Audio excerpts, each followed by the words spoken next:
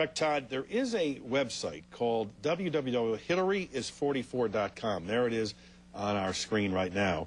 Peggy Noonan in the Wall Street Journal said there's another side of the Clinton campaign, and the campaign says they have nothing to do with this website. It is a new website called HillaryIs44.com, rather mysterious. It does not divulge who's running the site, who staffs it. It's not interactive. It has one informative voice, and its largest target audience seems to be journalists and freelance Oppo artists, encouraging readers to send in confidential tips. Its primary target, obvious obsession, is Barack Obama. Quote, Senator Barack Obama D. Resco, a man who gave money to Obama, and Obama has returned it, is busy lately lying about President Bill Clinton and, quote, attacking entire communities. The Obama campaign is, quote, still posing as innocent and capable of doing anything unsavory, even as evidence mounts that unsavory is their favorite dish. So we have this anonymous website, pro-Hillary Clinton, anti-Obama. What do we know about it? Well, we've done everything we legally can do to try to find something out about this, okay? Anything else, and I was just saying, anything else, and Secretary Chertoff would be at my house this morning. And it is clearly, it's somebody inside the Beltway. We do know that. We were able to track through IP addresses and stuff like that. It's somebody inside the Beltway. It's somebody with access to the hotline, an insider product which costs a lot of money because they post all the jokes every night, any joke that's at the expense of Obama or Edwards. So clearly they have, it's some sort of insider access. Look, we've not been able to find any connection to the Clinton campaign. I think you're going to see more of these sites. I mean, this is sort of the first of what everybody's going to be looking for their own Drudge Report. And that's stealth, what this negative is. attacks. That's right. This is right now Hillary's Drudge Report. Can I just add 10 seconds on this right quick, though? I think it'd be unfair of us to have this conversation, though, and to not say where Mrs. Clinton is concerned. This is clearly not an endorsement. That's not what I do. But you can't talk about her just in terms of the political opposition to her based upon her vote, based upon who she is, without mentioning that she does happen to be a woman who is attempting to do something historic. And to the extent that we live in a society that is patriarchal, she's going to have to deal with that. To the extent that we live in a society that racism is still, I think, one of the most intractable issues, Mr. Obama has to deal with that. So I'm not trying to, trying to douse the fire. What I am suggesting, though, is that when you talk about her and what those negative numbers mean, you have to read into those numbers that there are some people that are not prepared for any woman to be president, and she has to deal with that. She can't do much about being a woman. And the converse of that, in the Democratic primary with 7 men as your opponent, it's a real advantage. Absolutely. And the campaign is targeting women voters. Judy Woodruff, Generation X. You did an hour-long documentary on them a few months ago. The New York Times has now come out with a poll which confirms what your report did. Here it is. The opinion of political parties amongst voters 17 and 19, look at those numbers. Favorable for the Democrats, very unfavorable for the Republicans, which as you build these blocks with blacks, Hispanics, young voters, is quite interesting. Also, we asked, the New York Times asked about these young voters who were enthusiastic about presidential candidates. Who are they enthusiastic about? And look at this. It's Obama 18, Clinton 17, and then kind of everybody else. What is going on with young voters? Well, Tim, this is a dream come true for the Democratic Party if they can figure out how to get these young voters to the polls. You're right. This confirms the work that the Pew Research Center did for this program we did for PBS this year. And essentially what you need to know about these young voters is they are more tolerant than the population as a whole. This is interesting, 17% of the voters we looked at, 18 to 25, 17% are Hispanic. 14% African American, 4% Asian. 1 in every 5 of them has a parent born outside the United States. 1 in every 8 of them was himself or herself born outside the United States. So they are a different America. They are a group more pro-immigration, more pro-gay rights, even gay marriage.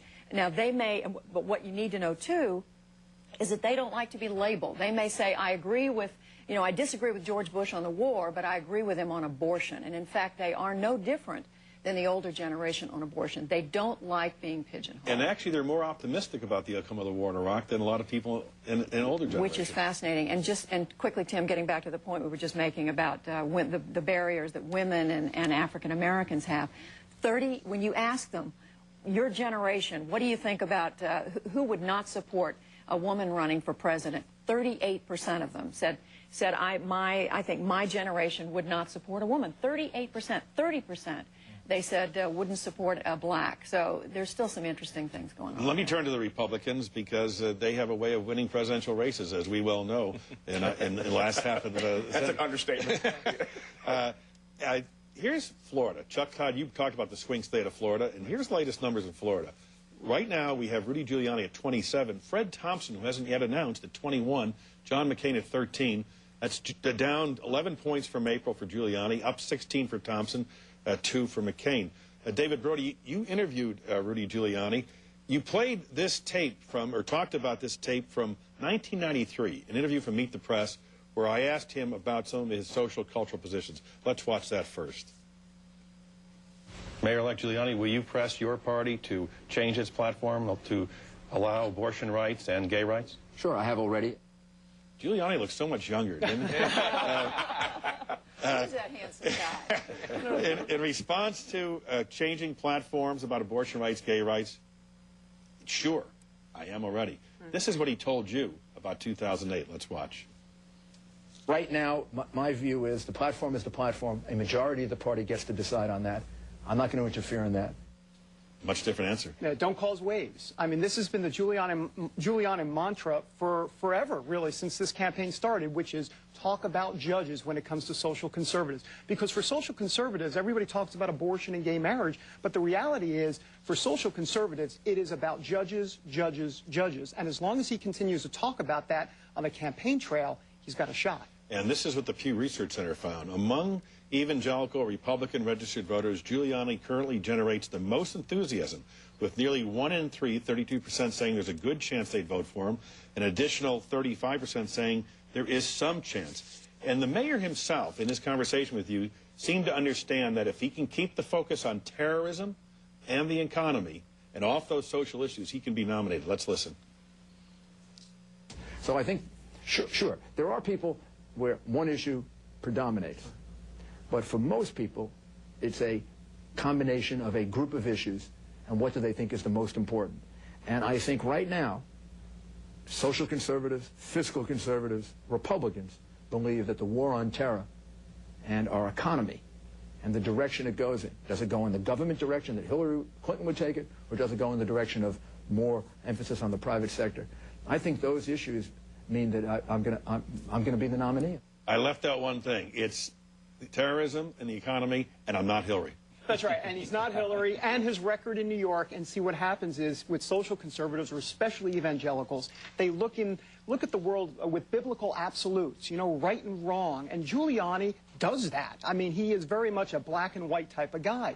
Evangelicals, for the most part, like that, and I think that plays well on the stump. To have a smiley, if Rudy Giuliani can avoid having to deal with abortion, gay rights, gun control, and Republican primaries, focus on terrorism, if he gets to a general election, can he compete in states like New York, Pennsylvania, Connecticut, New Jersey that have been traditional Democratic strongholds?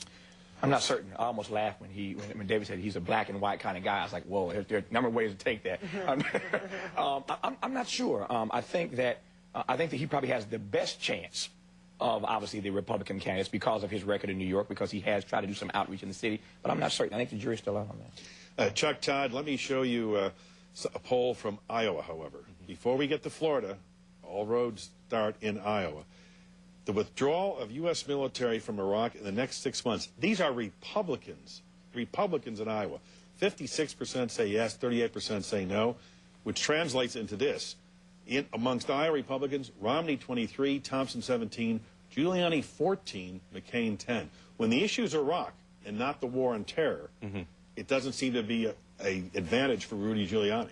It's not, because Romney, of all the candidates, has left himself the most wiggle room on Iraq. He is the most critical of the 4 candidates right now. And, you know, Fred Thompson and Rudy Giuliani seem to be the 2 that almost are and of course, Senator McCain, the 3 that are very close to the president's position on Iraq. But Romney's left himself more wiggle room. And, you know, Iowa, you know, this is Iowa, Wisconsin, this whole part of the country, this is, you know, Republican, these are isolationist Republicans. The Iowa caucus goer is an isolationist type of voter, and I think that that's going to make give Romney that opening if he comes up with a plan to get out of Iraq. So if you have Iowa and New Hampshire and South Carolina, can Rudy Giuliani afford to wait until February in order to chalk up some victories? No. He's got to win something. I mean, look, the good news for Giuliani, he's not the front runner in Iowa. Romney is. Romney has to win Iowa. Romney has to win New Hampshire. Romney has to, and he's got, Romney's testing ground in South Carolina. They got to see, can a Mormon win in the evangelical South? That's a question that they got to figure out. Giuliani only has to win one of those three, but he's got to win one before he gets to Florida and then February. What's your take on the Republicans? And not competing in Iowa, not competing in the straw poll. I come back to Giuliani, Tim, and yes, he's doing well in the national polls. Yes, he's got the endorsement of Pat Robertson, and he answered your interview, David, the way he did. But when people as prominent as Richard Land, the head of one of the parts of the Southern Baptist Convention, you have Reverend Dobson, James Dobson, saying they wouldn't support Rudy Giuliani under any circumstances.